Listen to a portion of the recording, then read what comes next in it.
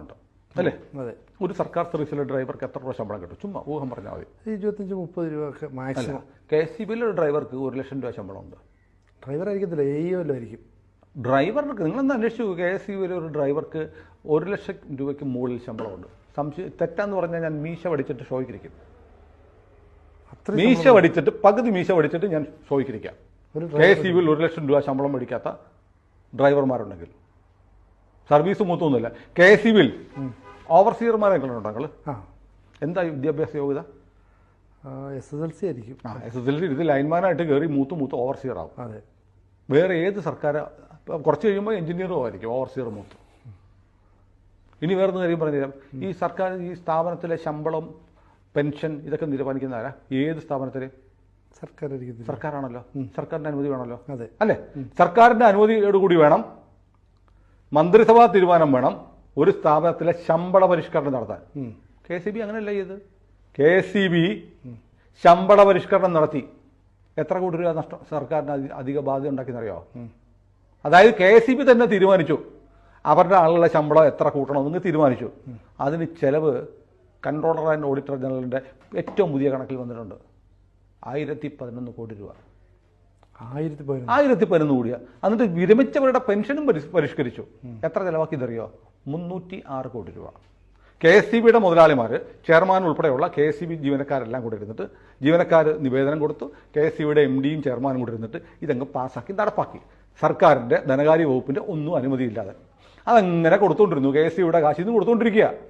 ഏത് കാശ്? നമ്മളെ കൊള്ളയടിച്ചെടുക്കുന്ന കാശ് ഇവന്മാര് തിന്നുകൊണ്ടിരിക്കുക നിയമവിരുദ്ധമായി.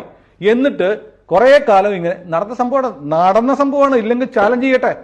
എന്നിട്ട് എന്ത് ചെയ്യുന്നറിയോ? കുറെ കാലം 6-7 മാസം, 1 വർഷത്തോളം ഇങ്ങനെ ശമ്പള പരിഷ്കരണം ആരും അറിയുന്നില്ല. KSEBിയുടെ ആളുകൾക്ക് അവർ തന്നെ ശമ്പളം കൂട്ടി, അവർ തന്നെ പെൻഷനും കൂട്ടി ഇങ്ങനെ കൊടുത്തുകൊണ്ടിരിക്കുക. എന്നിട്ട് ഇതൊരു ഫയലാക്കി മന്ത്രിയുടെ അടുത്തെത്തിച്ചു. അതെ, ഇതൊന്ന് ഒപ്പിടണം. ഇതെന്താ? ശമ്പള പരിഷ്കരണം എപ്പോൾ നടപ്പാക്കി? അത് നേരത്തെ അങ്ങ് തീരുമാനിച്ചു പോയതാണ്. പോട്ടെ, ഇപ്പോൾ 1 വർഷത്തോളമായി. ഒന്ന് ഒപ്പിട് എന്നൊന്ന് ഒപ്പിട്ട് കൊടുത്തു. ഇതെല്ലാം നടപ്പാക്കി 5 മാസം കഴിഞ്ഞ് കൊടുക്കുന്ന മന്ത്രിയുടെ അതാണ് മുൻകാല പ്രാബല്യത്തോടെ മന്ത്രി ഒപ്പിട്ട് കൊടുത്ത് മന്ത്രിസഭ അംഗീകരിച്ചു. എവിടെ നടക്കും?